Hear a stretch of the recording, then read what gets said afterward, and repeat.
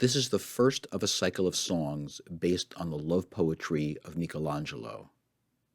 It takes as its text 5 lines from the middle of a longer poem, a 4-line stanza, and the first line of the next stanza.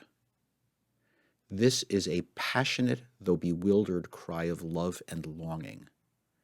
The poet sees his lover as a godlike figure who causes lovesickness, a sort of death, but doesn't feel it himself, who is free but ensnares the poet's heart, who is loving but causes pain. The poet wonders how so beautiful a face can cause such unbeautiful effects, but the text breaks off before this final paradox can be explored.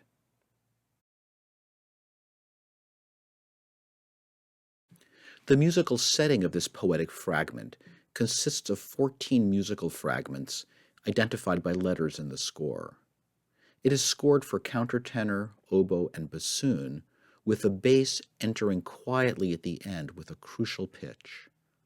The music unfolds slowly and as though in a dream, with long sustained notes, often elaborated by trills or pitch bending.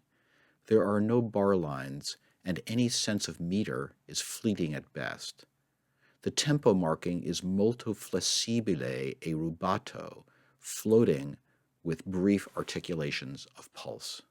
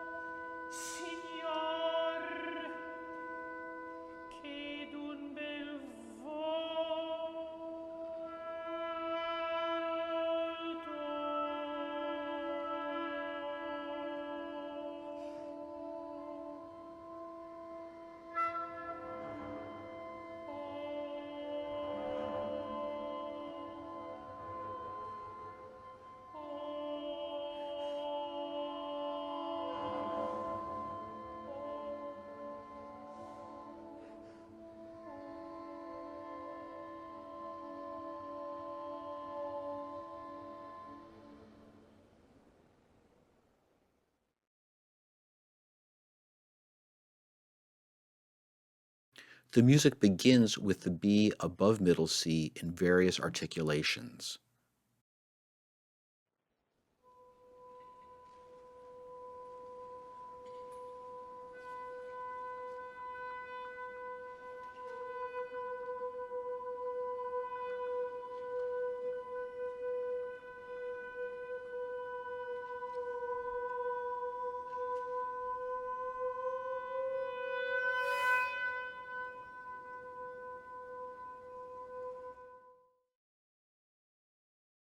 It is soon surrounded by F sharp, 7 semitones above,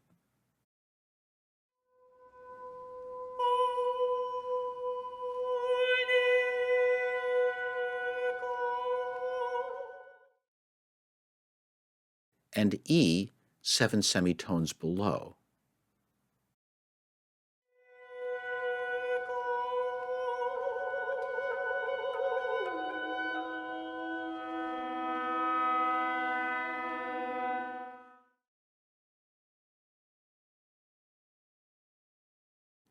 With that inversional axis around B in mind, the arrival of D suggests a motion toward G sharp, its inversional partner.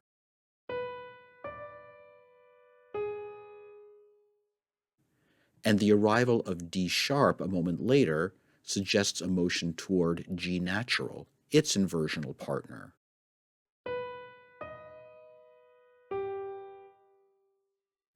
These expected inversional partners arrive in due course. In the meantime, however, the D and D sharp suggest another inversional axis. They are inversional partners within the B F sharp perfect fifth. Indeed, we can hear the motion from D to D sharp as motivated by the search for D's inversional partner with respect to B F sharp. At the same time, the D and D sharp create B minor and B major triads. These triads are related by P.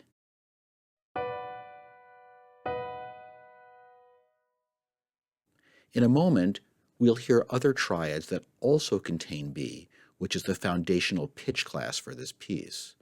For now, let's listen again to this phrase.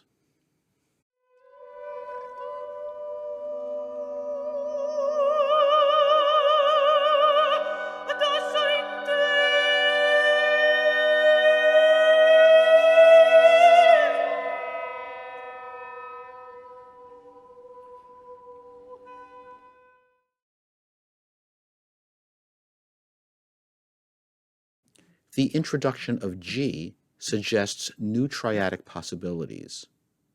Along with the ever-present B, and based on the music we heard previously, we might initially take it as part of an E minor triad. But the arrival of D a moment later seems to affirm a G major triad. Let's listen.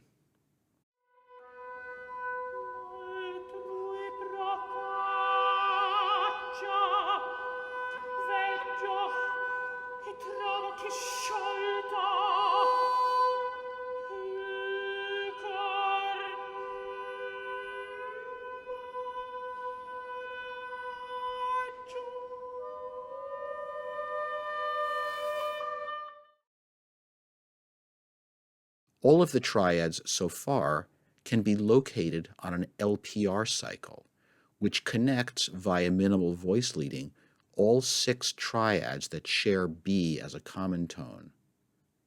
The piece has moved along this cycle from B minor and B major for lines 1 and 2 of the poem,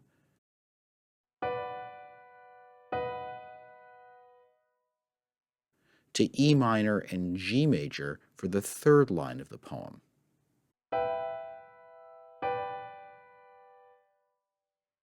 Here's the progression of triads around the cycle so far.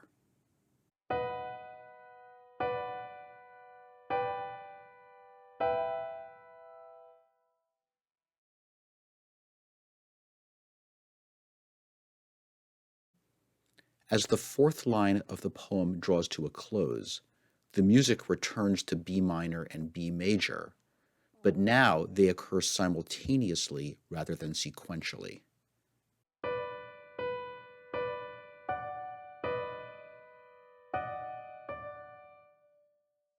The clash between D natural and D sharp is intense.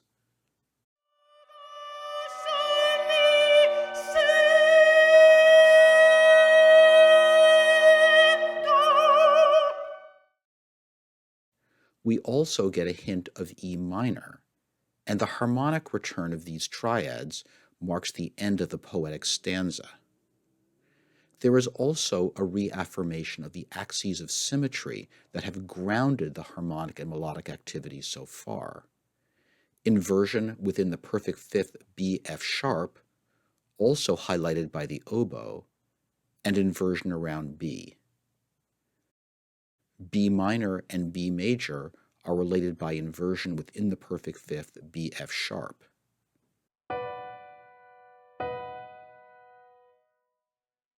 B major and E minor are related by inversion around B.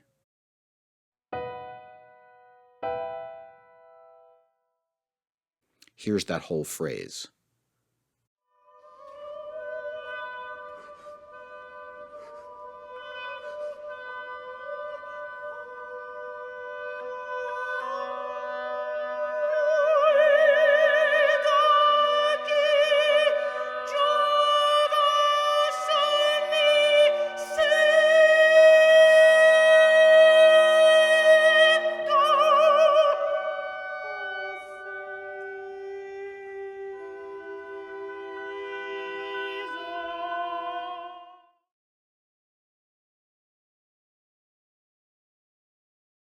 At this point, a new poetic stanza begins, one that is destined to remain incomplete, and the music likewise breaks out of its narrow, balanced sphere and enters a new melodic and harmonic space.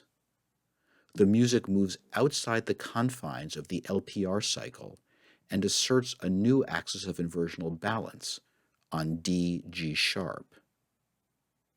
At the beginning of the new poetic line, the voice comes to rest on E, decorated by a neighbor note D. For the first time in the piece, the note B disappears, never to be heard again. The melody then settles on a now stabilized D, beneath which, and thanks to the quiet entrance of the bass on G sharp, we hear two slide-related triads, E major and F minor, sharing a triadic third and intermingled throughout. The E major triad belongs to the LPR cycle, but the F minor triad moves outside the cycle. The two triads are related by inversion around their shared G sharp. E, G sharp, and B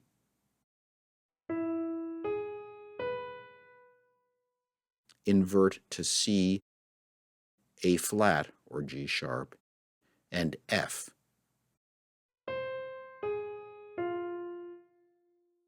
The melodic D represents the opposite end of that inversional axis.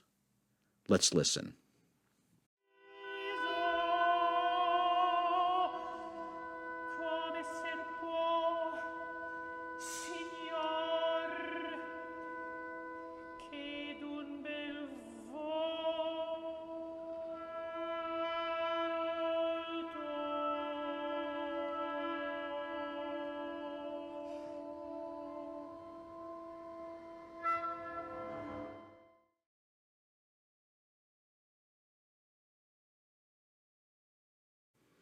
At the end of the song, we hear the same congealed, slide-related triads, E major and F minor. The melody's insistence on a stable-sounding D makes me want to hear one other triad, D minor. Like F minor, D minor lies outside the original LPR cycle, and, also like F minor, it relates to a member of the circle by inversion around D, G sharp. Here is that final phrase.